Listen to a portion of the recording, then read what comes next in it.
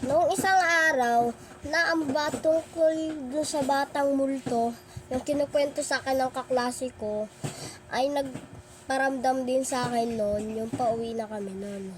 Yung isang araw, yung kaklase, yung kalaro ko doon sa labas, ay gabing-gabi na at doon ako kinabahan. Nagkwentuhan kasi kami noon tungkol doon sa batang multo, o para ba doon sa may yun noong isang araw. Yun noong isang araw kasi noon, nung kami doon, yung naglaro kami noon, daw kami noon, basta, paki-subscribe muna. Kulit kayo doon. Oo nga pala, sorry, kulit ako.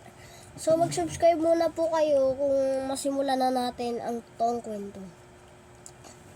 Tara, let's go na. Tara na, magsimula na tayo. At, ayun na nga, ang nangyari doon sa kaklase ko.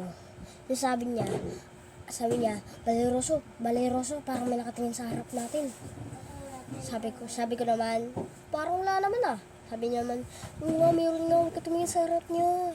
Sabi niya, takot talaga ako noon kasi tumakbo kami noon ng mabilis. Bumaba kami sa hagdan at bumilis ng takbo, nagpadulasan kami. Basta, nagulat kami na nandun na pala siya. Palipat-lipat yung kaluluwa niya, pakalat-kalat yung kaluluwa niya. At doon na nga siya.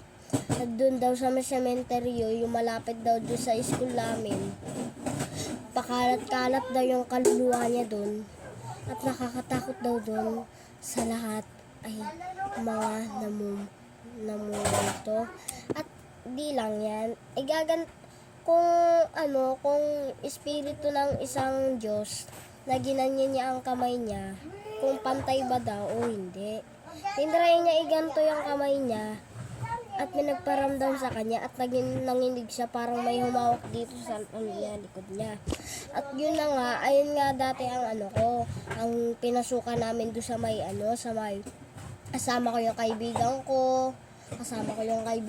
ko, si Darren, si Iske, yung pumunta kami sa simbahan, nagdasal kami. Pero parang pumunta kami doon yung naglindol, yung grade 1 pa lang kami noon, yung katabi ko yung kaklase ko, si Darin.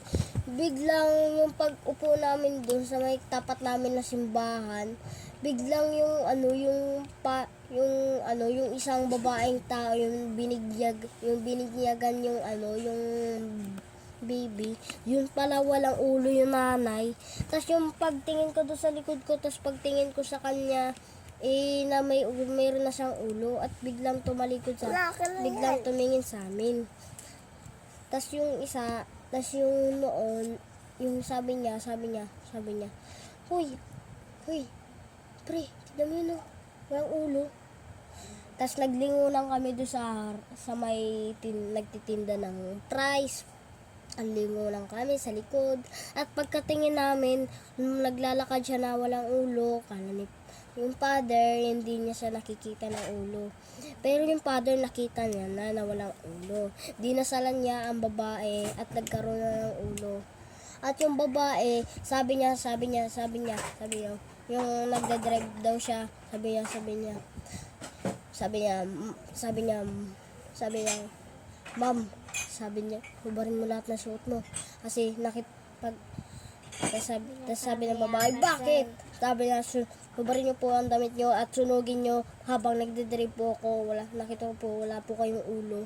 At sinumulan niya na po na wala po daw siyang ulo. At sa isa, ay nanahimik talaga ako noon at kinabahan talaga ako noon. At nung isa ay nagsabi ng manager namin doon sa school. At sabi niya, tulungan ko daw siya maglinis na school namin.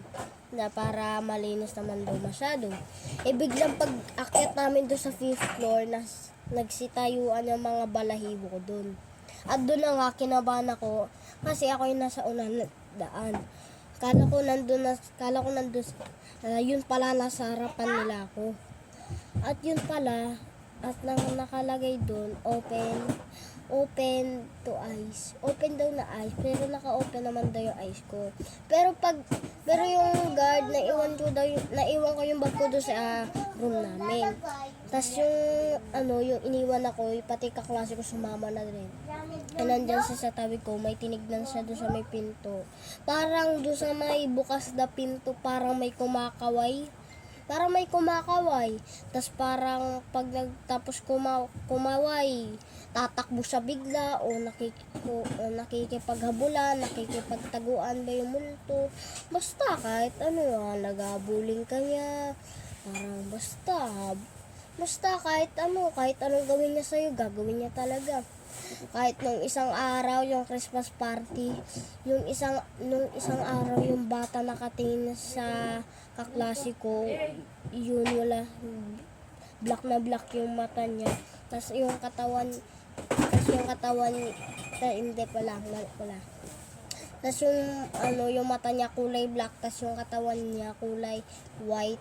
Para siyang nakakatakot, nakikilabot yung niya. Para siyang nakaganyan, nakatitig siya ng ganyan. Ang sama ng tingin niya sa kaibigan ko, yung sa tropa ko. Ang saya-saya namin nun kasi nga lang napapigil ako sa sayaw. Kaya tinawag ko yung teacher namin at i-check yung labas. Kasi gabing-gabi na nun, inabot namin ng gabi. At tinulungan namin maglinis ang teacher namin. Nung isang araw, kasi yung Christmas party namin noon, dumaan-daan lang ang panonood. Dumaan-daan lang yung mga teacher namin. Tiyanek niya ang mga room namin, pati ang guard kasama niya. At nung isang kaklase ko, marami kami, hindi kami nagtakutan. Kasi mas marami kami nun. Yung bumaba kami nun, grabe, nagkahiwalay kami nun. At nakakatakot talaga nun yung Nung isang araw ay may kumakalabog dun sa may binta namin. Takot na naman kayo, no? Isang araw na nandun siya at nakilabot siya, natatakot na siya. At dun siya gumalaw at nakita niyang na may tumatakbo na bata na hinahabol ata siya. At biglang tumakbo siya doon sa may baba at umuwi na siya papunta sa nanay niya. At sinamahan ko na din si Arcane. Sabi ni Arcane, "Uy, Baliruso, tara na, uwi na tayo, nakatakot." Sabi ko naman, "Bakit? Takot ka na, no?" Sabi niya, ayoko na. Tapos sabi niya, natakot na talaga siya, kaya pinauwi ko. Sabi ng nanay niya, ba't hindi kayo tumulong sa manager niyo?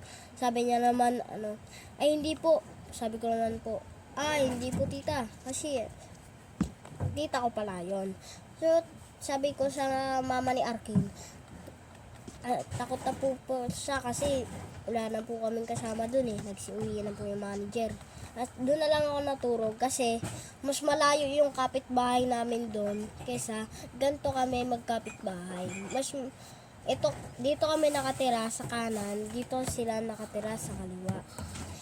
Sila, minumulto sila sa kaliwa, tas pag 9 ulan ng madaling araw, doon na kami nimumulto. Kasi sa isa't isa, wala nang nagmumulto sa amin noon pag mga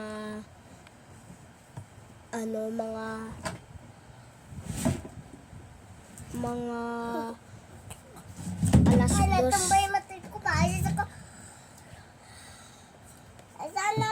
2.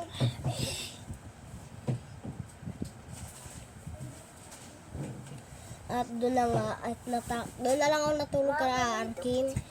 At sila yung unang nimumulto, tapos sunod na kami noon. Pero sa mga alas 2 ng madaling araw, di na kami nimumulto. Hindi ko mabot dyan ayos lang na yung motor. Tapos yun na pala.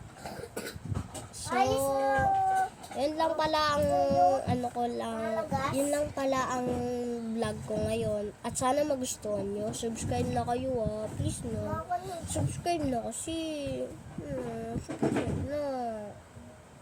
Bala kayo dyan, hindi na ako magbablog. Sige na. Bye-bye. Bye-bye na. Bye-bye. Bye-bye.